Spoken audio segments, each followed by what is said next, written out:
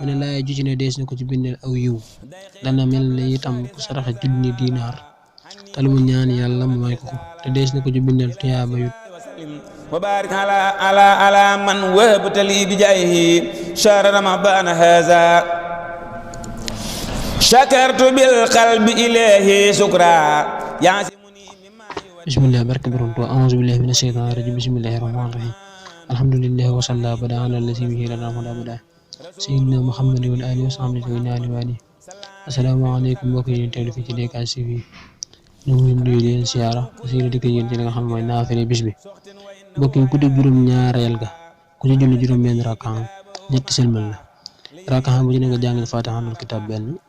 suuratul kaafiruun juróom ñaari yoon suuratul ixlaas juróom ñaari yoon mu ne laay ju ci ne dees na ko ci bindal aw yiw dana mel ne itam ku saraxe junni dinaar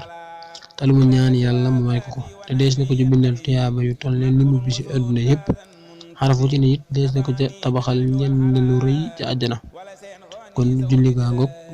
ngene la julli gaa ngoog mbokk yi yéen ñi nga xam ne yéenay topp naafila keneen bi tey incha allah ñu war a tàmbale suuratul Araaf mooy alif laam miim saad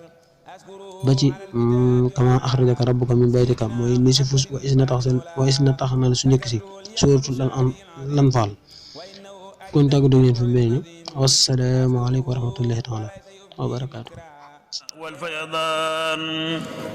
ناجيت ربي بسهر رمضان